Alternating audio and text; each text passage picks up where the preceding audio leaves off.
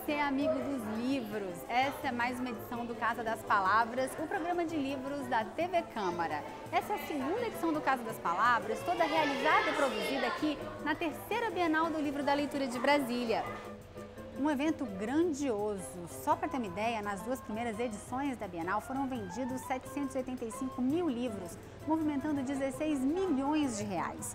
Fica a dica, você prefeito, secretário de Cultura, mesmo que seja de uma cidade pequena, realize a sua feira de livro, movimente as escolas, ajude a formar novos leitores, quem sabe até escritores. E por falar em escritores, vamos às nossas entrevistas. Imagine um país de 12 milhões de habitantes capaz de movimentar até 68 bilhões de reais por ano. Esse país existe dentro do Brasil e é formado pelas pessoas que moram em favelas de 35 cidades brasileiras. Renato Meirelles, coautor do livro Um País Chamado Favela, conversou com a gente sobre o que fazem, o que pensam as pessoas que vivem nessas regiões do país. Um País Chamado Favela, um livro de Renato Meirelles e de Celso Ataide. Renato, obrigado aqui por aceitar o convite do Casa das Palavras. E eu queria começar a nossa entrevista perguntando para você por que essa ideia de escrever um livro sobre os hábitos de consumo de quem mora nas favelas. Eu tive essa ideia de escrever o livro junto com o Celso Ataide, que é coautor comigo e talvez a parte inteligente entre os dois autores. A gente se conheceu e foi amor à primeira vista. O Celso queria entender com ciência a realidade que ele cresceu e viveu. O Celso foi fundador da Central Única das Favelas, é talvez um dos maiores empreendedores sociais da América Latina. E eu tinha um outro interesse, o interesse de enxergar a favela pela lógica dos moradores da favela. A gente entrou com a ciência, o Celso entrou com a experiência. A ciência, no caso, é o Data Popular. O Data Popular, que na época era o instituto de pesquisa que eu era presidente, nós fundamos o Data Favela, que foi o primeiro instituto de pesquisa a se especializar nas favelas brasileiras. Quando a gente pensou em começar a escrever o livro, a gente viu que não dava para escrever o livro sem partir de uma pesquisa sendo feita. E aí o Celso veio com uma ideia brilhante, que olha, só que eu não quero que a favela seja como aqueles ratinhos de laboratório sendo pesquisado pelos cientistas. Nós só topo fazer isso se a favela também fizer a pesquisa, não apenas ser o objeto de estudo da pesquisa. E nós fundamos o Data Favela para desenvolver, com todas as metodologias científicas, a qualificação profissional dos moradores de favela. Não apenas para aplicar o questionário, mas para ajudar na elaboração do questionário de pesquisa, para fazer os vídeos de depoimentos que inspiraram a narrativa do livro, para analisar os resultados da pesquisa. Com tudo isso, a gente fez um seminário que foi lá no Copacabana Palace, no Rio, né, que foi o primeiro fórum Nova Favela Brasileira, e a soma da pesquisa com as discussões do primeiro fórum de favela brasileira, isso levou a história que a gente conta no livro Um País Chamado Favela. No livro, um trecho lá que eu lembro de ter lido, Renato, vocês falam que o nível de consumo nas favelas surpreendeu, né, os pesquisadores.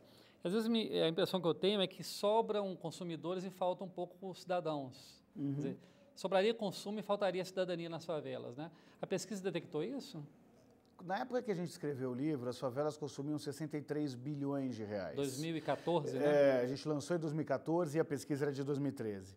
Hoje as favelas consomem 68 bilhões de reais. Mas bilhões? Bilhões de reais. É mais ou menos como se eu somasse todo o consumo do Paraguai com o consumo da Bolívia. De fato, tem a dimensão de consumo de um país. Agora, consumo é, antes de tudo, renda. A favela só consome isso porque ela passou a ter mais emprego do que tinha antes, a ter mais aumento de salário do que a média da população brasileira. Ou seja, esse país chamado favela conseguiu se fortalecer economicamente graças a um processo de redução da desigualdade econômica que teve no Brasil. Por outro lado, isso não levou cidadania para dentro da favela. Quando a gente fala desse país que tem mais de 12 milhões de pessoas morando, para o nosso telespectador ter uma ideia, isso equivale a 2 Dinamarcas, praticamente, de população, a gente vê que é um país que faltam os serviços públicos, em que faltam creches, faltam escolas, mas muitas vezes tem como única presença efetiva do Estado a presença da polícia. Então, a questão da violência urbana é um assunto frequente na pesquisa de vocês, né? Imagino que sim. O pessoal que mora nas favelas chama o restante dos habitantes da cidade como moradores do asfalto, né? E esse asfalto, muitas vezes, só associa a favela à violência. Associa pouco à cultura, ao samba, os inúmeros exemplos de artistas ou esportistas que saíram da favela. A favela é, sim, uma preocupação dos moradores de favela, dos moradores desse território, mas também a violência aparece como um impeditivo para que eles consigam, por exemplo, arrumar emprego. Tem muitos moradores do asfalto que declaram claramente que não contratariam alguém da favela para trabalhar no seu negócio, para trabalhar no seu comércio, por exemplo. Como se eles achassem que isso faria com que a violência que existe dentro da favela fosse para dentro dos empreendimentos que acontecem no asfalto. A gente estava conversando aqui, Merédias, você me disse que a pesquisa detectou também o nível, ou melhor dizendo, o grau de felicidade, de satisfação das pessoas que moram nas favelas, né? Como é que se sente uma pessoa que mora lá? Ela gosta de viver na favela? 94% dos moradores de favela se dizem pessoas felizes. Quando a gente quis entender o porquê dessa felicidade, mesmo vivendo num território que é fruto da desigualdade social do nosso país, eles falam que na favela todo mundo ajuda todo mundo. Na favela as pessoas... Existem laços, né? Existem laços que são constituídos em momentos de vida que são os momentos da diversidade. E na favela as pessoas são mais alegres. É como se sentisse que, num cenário de total ausência do Estado e de muitas vezes ausência também da iniciativa privada, o que sobra são as relações de reciprocidade que são constituídas no cotidiano das favelas brasileiras. Quando você terminou a pesquisa em 2013, né, o livro é 2014, o país começava a viver um período aí de crise econômica e política, né? Vocês pegaram aí o melhor período, vamos dizer assim, né, de 2013 a 2013. Você acha que a crise que veio a partir daí pode estar afetando os moradores da favela agora? Em primeiro lugar, é que os moradores de favela são mais vulneráveis à crise econômica. São mais vulneráveis porque sofrem o preconceito de quem mora naquele território. São mais vulneráveis porque tiveram menos oportunidade de se qualificar profissionalmente e de ter um nível de escolaridade compatível à média do restante do Brasil. São mais vulneráveis porque 2/3 dos moradores de favela são negros e os negros já ganham menos do que os brancos no Brasil, mas também porque não tinham poupança e estoque. Isso faz com que a favela, de fato, sinta um pouco mais os efeitos da crise econômica. Mas o que as pesquisas do Data Favela têm mostrado também é um outro lado disso, que é a capacidade de resiliência dos moradores de favela, a criatividade em que os moradores da favela têm de se reinventar a todo momento, rapidinho, de fazer um bico, abrir um novo negócio, conseguir ter uma renda extra. É que na favela a crise não é exceção, crise é regra. Esses caras aprenderam a se virar e a dar o jeito dele. E essa criatividade faz com que, também na crise, eles consigam se virar melhor do que a elite, para conseguir manter minimamente o seu padrão de vida. Eu visitei algumas favelas do Rio de Janeiro, Manguinhos, Rocinha, né? E eu vi que nesses lugares as pessoas têm muito orgulho da cultura delas, né? Do que elas fazem lá, não só na música, mas na poesia, no teatro, né? A pesquisa de você detectou isso, esse orgulho cultural dos moradores da favela? Favela é, antes de tudo, um território. Quando a gente conversa com o pessoal da Central Única das Favelas, da CUFA, com os líderes comunitários, eles veem que, inclusive, não gostam de chamar de comunidade apenas, porque comunidade pode ser qualquer coisa, né? Aliás, costumam dizer que na televisão, se a notícia é positiva, chamam de comunidade. Se a notícia é ruim e é de violência, chamam de favela. E que muitas vezes acabam estereotipando esse território que é chamado favela. Tudo isso fez com que, dentro dessas favelas, as pessoas passassem a criar um sentimento de grupo, de time, de nação mesmo. E passassem a ter cada vez mais orgulho de contar a sua história e contar a sua origem. Não é clichê nenhum dizer que na favela é muito fácil encontrar aquelas camisetas escritas 100% favela. As músicas que são feitas pelos autores da favela, pode ser o hip hop, pode ser o funk, pode ser o samba, sempre chamam de favela e contam com orgulho a história e a saga cotidiana dos moradores de favela. E não é à toa que 2/3 dos moradores de favela não sairiam do lugar onde moram nem que a sua renda dobrasse. Ou seja, esse sentimento de corpo, de orgulho da sua origem, de alguma forma acaba funcionando como um mecanismo de sobrevivência para os moradores desse território que, sem dúvida nenhuma, é fruto da exclusão social do nosso país. Renato, para encerrar a entrevista, eu queria que você falasse agora sobre a importância desse livro, né, Um País Chamado Favela, para quem pesquisa o Brasil, né? Porque nós temos aí uma trajetória, uma história social muito rica, mas eu acho que o livro de vocês, de certa forma, inaugura um olhar diferente, né? Fala um pouquinho do seu livro para os pesquisadores, né? Se você pesquisa cultura no Brasil, não dá para olhar com uma lupa muito grande todos os expoentes culturais do nosso país.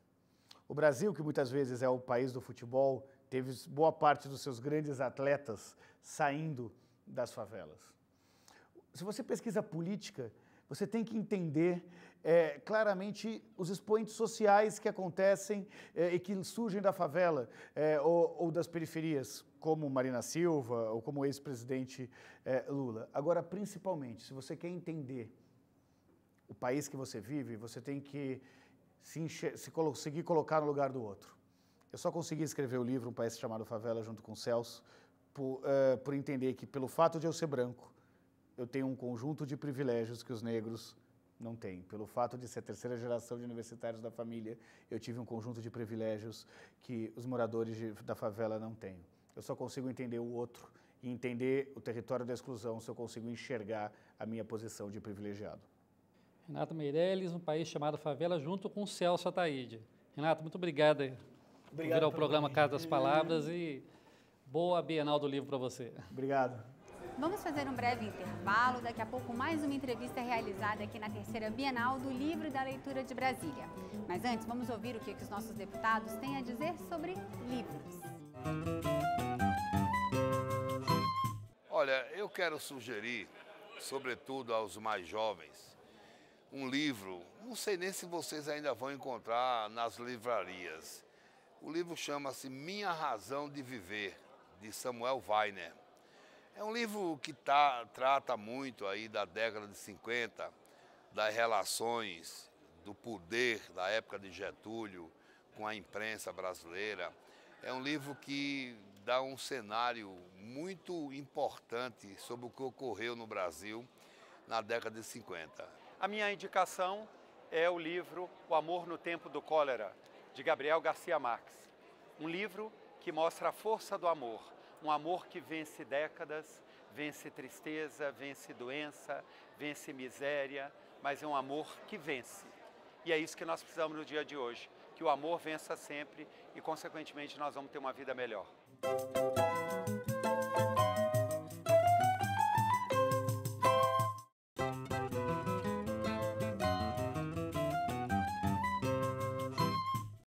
De volta ao Casa das Palavras, aqui na terceira Bienal do Livro da Leitura de Brasília, onde gravamos as entrevistas dessa edição. Durante a primeira metade do século XX, funcionou em Barbacena, Minas Gerais, o Hospício da Colônia, o maior do Brasil. Era um lugar de terror, para onde eram levadas pessoas consideradas incômodas para a sociedade, como homossexuais, prostitutas, epiléticos. Essas pessoas eram levadas para lá para morrer. Mais de 60 mil pessoas morreram naquele lugar. Esse é o assunto do livro O Holocausto Brasileiro, da jornalista Daniela Arpex. Vamos conferir a entrevista.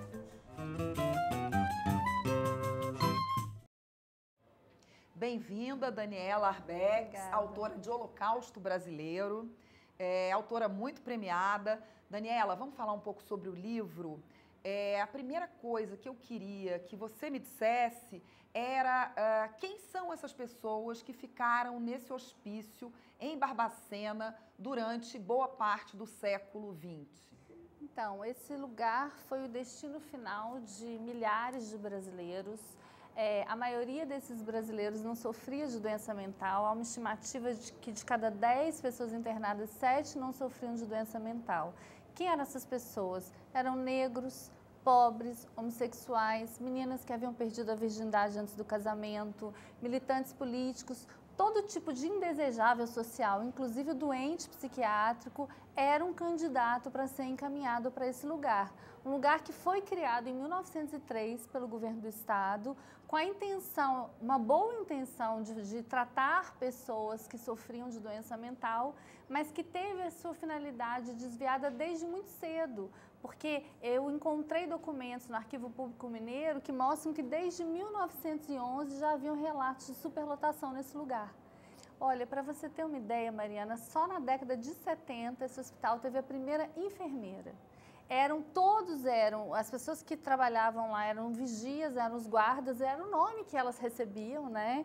Haviam alguns acadêmicos de medicina, mas só na década de 70 também que começou a ter plantonistas, médicos plantonistas no hospital. Você tinha um médico para um pavilhão com 300 pessoas, né? Então eram pessoas despreparadas. Para você ter uma ideia, alguns funcionários que a gente localizou foram contratados na década de 70 como atendente psiquiátrico, mas não tinham nenhuma formação para isso. Vamos então falar sobre como viviam essas pessoas dentro desse, praticamente um depositário humano. Como é que essas pessoas viviam?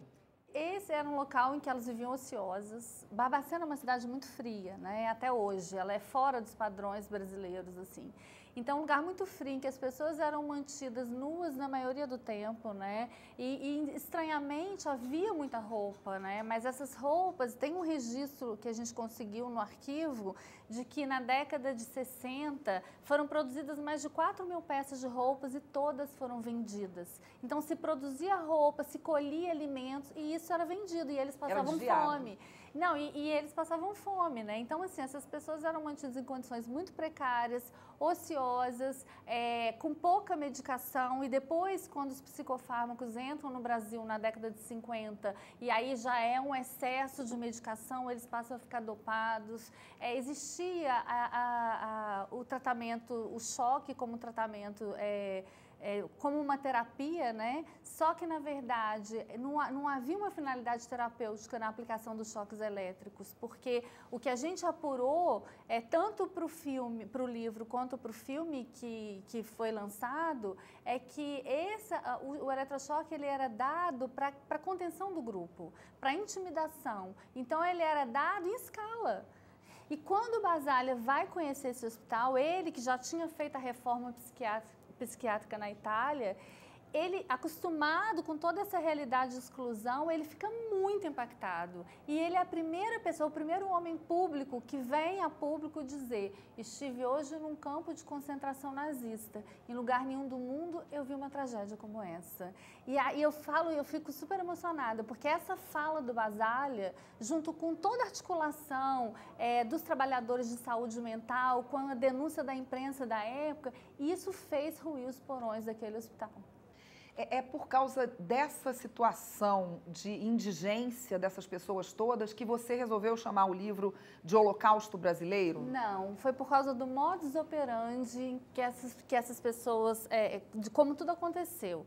Porque da mesma forma que os judeus eram encaminhados para os campos de concentração nazistas, esses pacientes supostos pacientes, eram encaminhados para o colônia em vagões de carga, de trem, da mesma forma que os judeus. Quando eles chegavam lá, eles eram uniformizados, eles passavam por um banho de desinfecção, eles tinham suas cabeças raspadas, eles recebiam, não um número, mas eles recebiam, como eram muitas pessoas que não tinham origem, que não tinham perdido documentos e tal, eles eram rebatizados. E às vezes eles eram rebatizados de ignorado de tal. A primeira pessoa que resolveu fazer uma denúncia sobre isso, que ao que parece foi essa equipe da revista O Cruzeiro, que é uma revista muito famosa dos anos 50, 60, parece que não deu, quer dizer, saiu, mas como era a época da ditadura militar, não foi à frente nada que pudesse acabar com aquela situação. Foi isso? Na verdade, a matéria do Luiz Alfredo, e ele fez com um colega,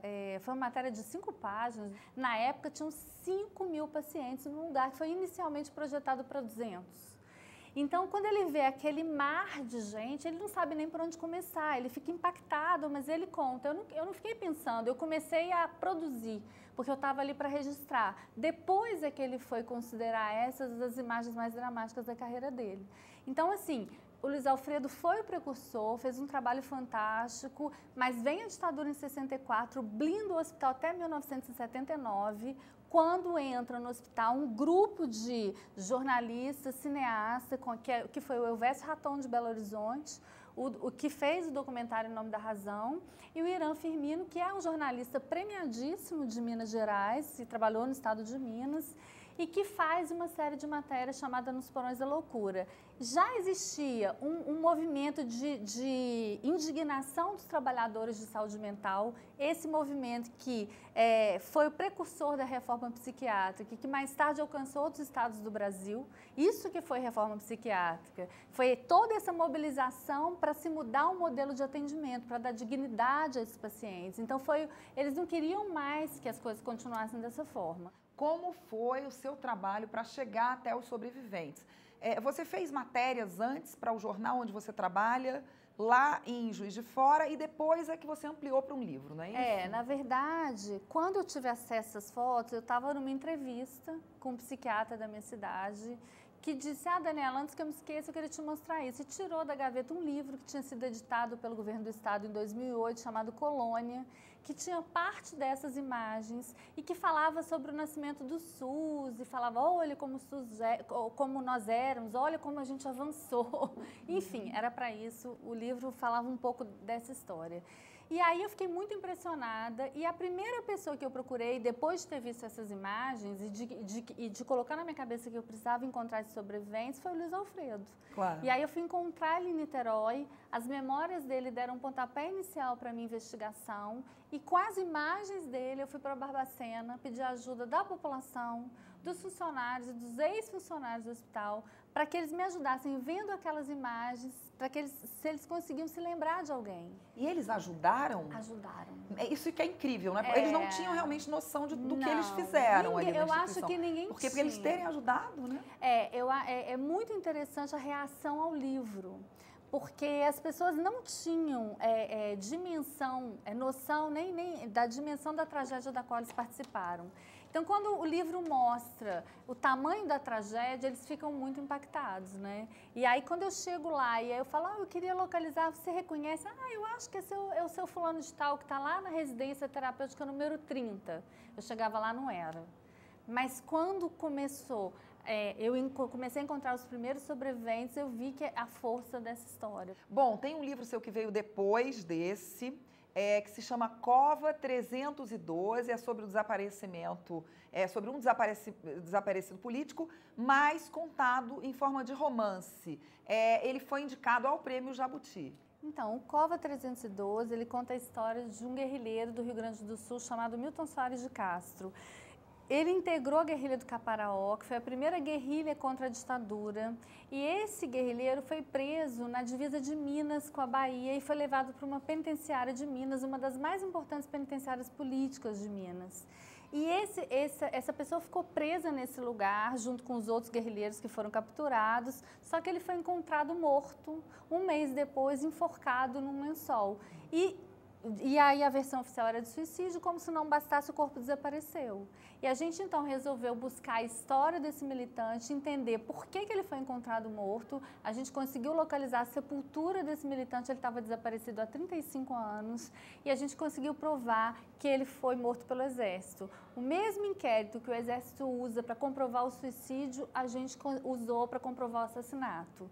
E para arrematar a história final, a gente encontra o perito que fez a perícia da cela, consegue achar a foto da necropsia dele, uma foto inédita, e consegue provar que os ferimentos que ele tinha no corpo não eram compatíveis com suicídio, mas com enforcamento provocado, né? Última pergunta, por que você resolveu fazer como romance?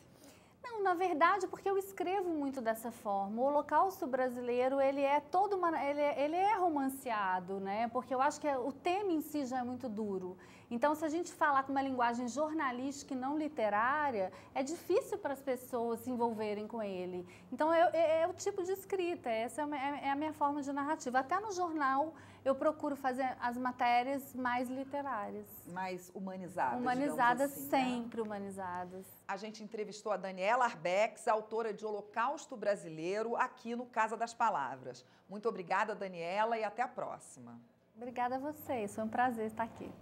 Estamos nos despedindo da terceira Bienal do Livro da Leitura de Brasília e também dessa edição do Casa das Palavras. A Bienal foi realizada ali, no Estádio Nacional de Brasília, Mané Garrincha, uma arena multiuso concebida para receber, além de jogos de futebol, também muitos eventos culturais. E antes de encerrar, a gente traz para você mais uma obra literária de um dos nossos amigos escritores.